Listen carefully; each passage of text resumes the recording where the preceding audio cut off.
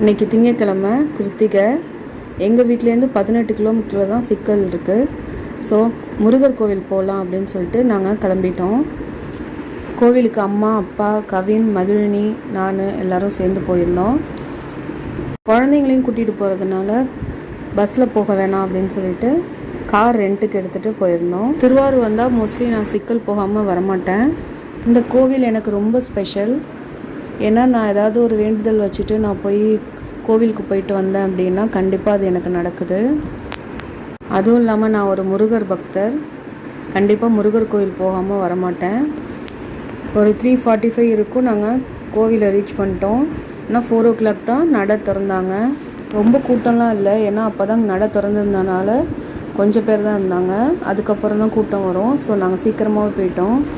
கோவிலில் அர்ச்சனை பண்ணிவிட்டு நல்லா சாமி கும்பிட்டுட்டு நாங்கள் வெளியில் வரும்போது மணி 4:30 இருந்தது.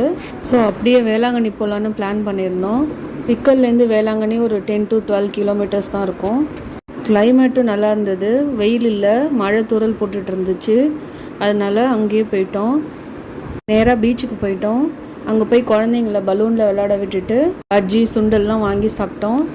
அப்புறம் பசங்க ராட்டினம் சுற்றணும்னு சொன்னாங்க, அதனால் அதில் ஏற்றி விட்டுட்டு சர்ச்சுக்கு போயிட்டோம். நிறைய இடம் சுற்றி பார்க்கல, பழைய வேளாங்கண்ணிலாம் போகலை.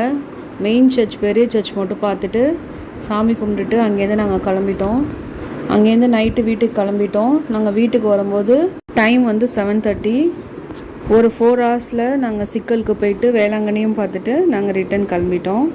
ஆல்ரெடி வேளாங்கண்ணி விலாக் இந்த சேனலில் 4 yearsக்கு முன்னாடி போட்டிருக்கேன். உங்களுக்கு வேணால் லிங்க் டிஸ்கிரிப்ஷனில் கொடுக்குறேன், பாருங்கள்.